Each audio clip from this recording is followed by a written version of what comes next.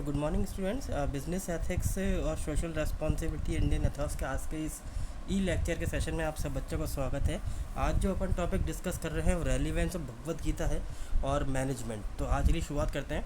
तो मैनेजमेंट क्या है? देखिए, मैनेजमेंट का मतलब होता है कि सभी एक्टिविटीज़ को जो भी आप कर रहे हैं उसको एक सिलसिले वाइज सिस्टमेटिक और तरीके से करने को कहा जाता है कि जो कोई भी ह्यूमन एफर्ट्स किए जा रहे हैं तो एक जिस तरीके से हम उस चीज़ को कंट्रोल कर पा रहे हैं, करवा रहे हैं, ये सारी चीज़ें हमारी इसके अंदर आती हैं मैनेजमेंट के अंदर।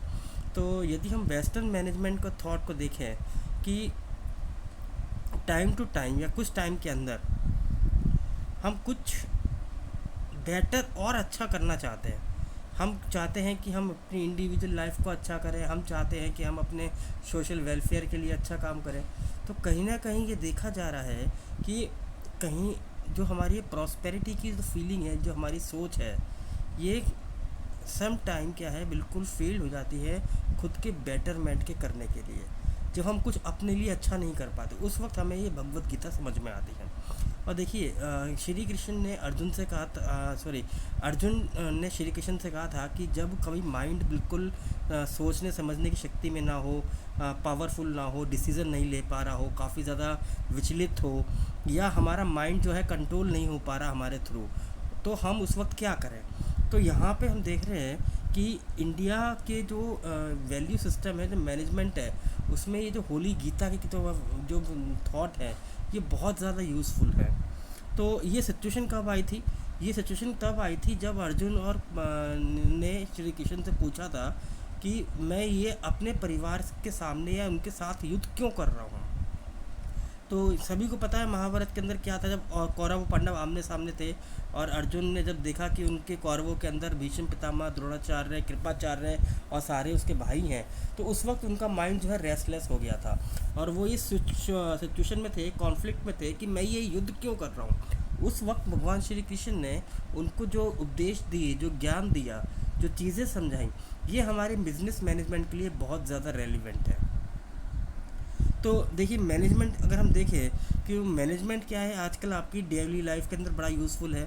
आप चाहे घर पे हो, चाहे ऑफिस में हो, चाहे फैक्ट्री में हो, चाहे गवर्नमेंट में हो, हर ऑर्गेनाइजेशन के लिए जहाँ कहीं भी ह्यूमन बीइंग असेंबल होते हैं किसी पर्पस को अचीव करने के लिए, तो वहाँ पे मैनेजमेंट प्रिंसिपल्स काम में आते हैं, टाइम काम में आता है, रिसोर्सेज काम में आते हैं, पर्सनल्स काम में आते हैं, मटेरियल काम में आता है, मशीनरी काम में आती है, फिनेंस काम में आता है, प्लानिंग काम में आती है, प्रायोरिटीज़ काम में आती हैं, पॉलिसीज़ काम में आती हैं। तो मैनेजमेंट क्या है? मैनेजमेंट है एक सिस्टमेटिक वे जिसके थ्रू हम एक्टिविटीज़ को सही तरीके से करवाते हैं। और इन एक्टिविटीज़ के साथ साथ ज़रूरी क्या है, ह्यूमन एफर्ट्स तो हम कर ही रहे हैं, रिलेशनशिप को स्ट्रॉन्ग रखना, आपस में अपनी ड्यूटीज़ को फुलफ़िल करना without any conflict, performance increase के साथ साथ जो हमारे वीक पॉइंट हैं उनको इग्नोर करना, उनको स्ट्रेंथ की तरफ ले जाना।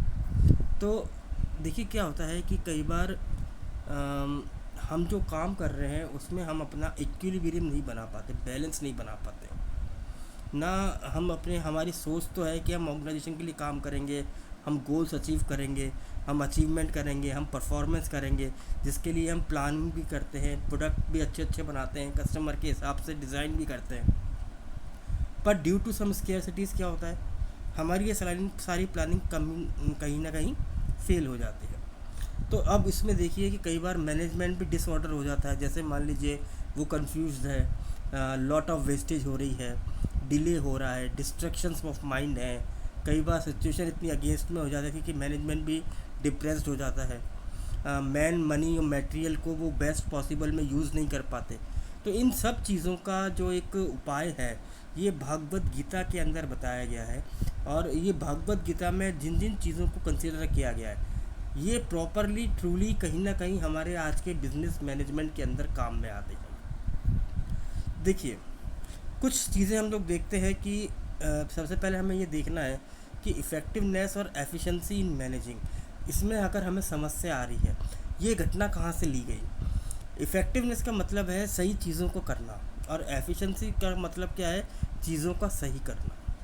तो इफ़ेक्टिव मैनेजमेंट को यदि हम पूरे फील्ड में अप्लाई करें, हम देखेंगे कि इसके एप्लीकेशंस करने में काफ़ी दिक्कतें आती हैं। अगेन हम देखते हैं इफ़ेक्टिव मैनेजमेंट जो है is not limited in its application. ऐसा नहीं है कि उसको एप्लीकेशन करने में बहुत ज़्यादा दिक्कतें शुरू से ही हैं, नहीं, कहीं ना कहीं हम इम्प्रॉपर मिसमैनेजमेंट कर रहे हैं जिसकी वजह से दिक्कतें आ रही हैं। तो मैनेजमेंट को जब अपना काम इफ़ेक्टिवली और एफिशिएंटली करना हो तो उसको भगवत गीता से क्या सीखना है वो हम देखते हैं। तो जब भी एक मैनेजर है उसको एक काम करना है तो हमें क्या देखना है, हमें पहले से अपने विज़न को क्लियर करना है और उसके लिए प्लानिंग करनी है। हमें एक अच्छी लीडरशिप की ज़रूरत है। हमारे लिए जितने भी काम हैं, जितने भी ऑर्गेनाइजेशन में वर्क हैं, वो एक इनोवेटिव और एक एक्सीलेंस के साथ होने चाहिए। हमें हमारे ह्यूमन रिसोर्स को भरोसा करना होगा, उनको डेवलप भी करना होगा। उनके आपस के बीच में टीम वर्क भी रिक्वायरमेंट है। उनको मोटिवेशन भी देना है, प्रॉपर कम्युनिकेशन भी करना है उनके साथ, और उनकी परफॉर्मेंस को बार बार इवेल्यूएट भी करना है।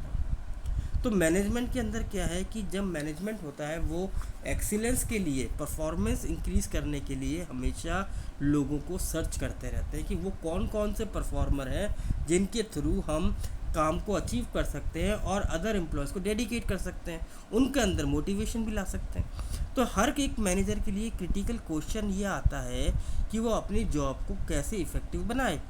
तो आंसर जो है इस क्वेश्चन का कि how the manager should be effective, कैसे इफ़ेक्टिव होगा, इसका आंसर हमें भगवत गीता के अंदर मिलता है। यस, क्योंकि मैनेजर जो कहते हैं भगवत गीता के अंदर, जो मैनेजर है जो कि हर चीज़ को लीड कर रहा है, लोगों को बता रहा है, चीज़ों को मैनेज कर रहा है, उसके अंदर एक एक्सीलेंस और इफ़ेक्टिवनेस का होना ज़रूरी है, क्योंकि ये वही पर्सन है जो पूरे क्राउड को मैनेज कर रहा है। और आजकल के मॉडर्न मैनेजमेंट के हिसाब से भी हर एक मैनेजर को उसकी एक ऑर्गेनाइजेशन के विजन्स क्लियर होने चाहिए, प्रॉपर लीडरशिप होनी चाहिए, मोटिवेशन होना चाहिए, अपने वर्क में एक्सीलेंट होना चाहिए, अपने काम को समझ में आना चाहिए, अपने काम के प्रति जो उसका रवैया है, जो बिहेवियर है, वो देखना चाहिए, डिसीज़न मेकिंग होनी चाहिए, प्लानिंग प्रॉपर तरीके से होना चाहिए। ये सारी की सारी चीज़ें जो हैं आपकी भगवत गीता के अंदर श्री कृष्ण ने अर्जुन को बताई हैं कि कैसे एक मैनेजर इन सब चीज़ों को मैनेज कर सकता है। देखिए, अब भगवत गीता के अंदर मैनेजरियल इफ़ेक्टिवनेस को बताया गया है। पहला कैसा है, कैसे एक मैनेजमेंट अच्छे एक वैल्यूज़ को कर सकता है। पहला पॉइंट है यूटिलाइजेशन ऑफ अवेलेबल रिसोर्सेज। इस फर्स्ट लेसन के अंदर हमें क्या दिखाई देता है, आप देखिए कि दुर्योधन के पास महाभारत के अंदर बहुत बड़ी सेना थी, या यूँ कहें पांडवों से ज़्यादा बड़ी सेना थी, ह्यूमन रिसोर्स उसके पास ज़्यादा थे, बट फिर भी क्या देखा आपने, महाभारत कौन जीता, पांडव जीते। क्यों जीते, क्योंकि एक उनके पास एक कुशल मैनेजर था जो कि प्रॉपर यूटिलाइजेशन ऑफ रिसोर्सेज को जानते थे। तो ये पहला गुण है इफ़ेक्टिवनेस का, कि हमारे पास जो भी रिसोर्सेज हैं, जितने भी रिसोर्सेज हैं, हमें उनको प्रॉपर यूटिलाइज करना है। दूसरा, एटीट्यूड टूवर्ड्स द वर्क, अपने काम के प्रति आपका जो रवैया है। इसके लिए हम एक एग्जांपल ले रहे हैं। इसमें एग्जांपल हमने क्या कंसीडर किया है, एक टेंपल था, मंदिर था, और उसमें 3 जो है मूर्तिकार थे। तो एक मूर्तिकार ने ये कहा कि मैं बहुत गरीब हूँ और मुझे अपनी फैमिली को संभालना है, इसलिए मुझे क्या करना है, मुझे ये मूर्ति बनानी है। दूसरे ने कहा मुझे ये काम क्यों करना है, क्योंकि मुझे ये शो करना है कि मैं बेस्ट हूँ, मेरे अंदर की स्किल्स बहुत ज़्यादा बेस्ट है।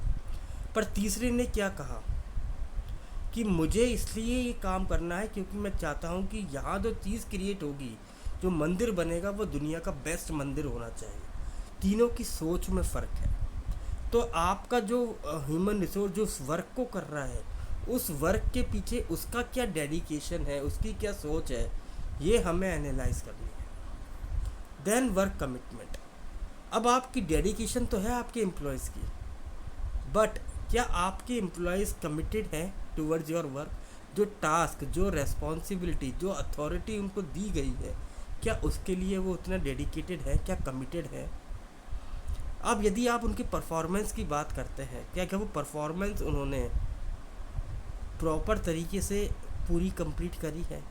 क्या उन्होंने जो बेनिफिट्स उसमें नज़र आ रहे हैं, जो क्वालिटी उन्होंने परफॉर्म करते वक्त फुलफ़िल करी है, क्या वो सब चीज़ें according to the industry demand, according to the expectation थी?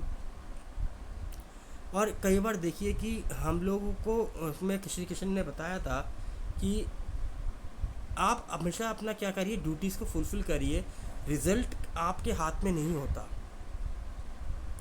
तो क्योंकि फ्यूचर जो होता है वो अनसर्टेन है, किसी को नहीं पता आउटकम क्या आएगा, ये आपको नहीं पता। That means you have to work completely with your fully committed. यदि आप पूरी तरीके से कमिटेड हैं, आप अपना काम पूरी ईमानदारी से कर रहे हैं, फुल रेस्पॉन्सिबिलिटी के साथ कर रहे हैं, तो आउटकम को आपको नहीं सोचना चाहिए, क्योंकि आउटकम आपके हाथ में नहीं है। फ्यूचर जो है अनसर्टेन है। तो भगवत गीता में बताया गया कि बहुत सारे कॉज एंड इफेक्ट रिलेशनशिप होते हैं। तो गीता के अंदर क्या बताया गया कि आपको अपनी जो स्वार्थी है, जो आपकी जो सेल्फिशनेस है, जो ग्रीड है, जो डिज़ायर्स हैं, आपको उन सब चीज़ों से अलग होना पड़ेगा यदि आप ड्यूटीज़ को फुलफ़िल करना चाहते हैं। और यहाँ पे हम क्या समझ रहे हैं, इफ़ेक्टिवनेस के लिए ज़रूरी है कि आप जो जिस वर्कर को जो काम दे रहे हैं वो उसके अकॉर्डिंग होना चाहिए, यानी राइट पर्सन को राइट जॉब मिलेगा, तभी वो इफ़ेक्टिवली उस काम को पूरा कर पाएगा। यस। तो यही था बच्चों आज का टॉपिक, जो हम भगवद गीता इसको हम आगे कंटिन्यू करेंगे नेक्स्ट लेक्चर में। सो आई होप कि आपको समझ में आया होगा। Thank you very much.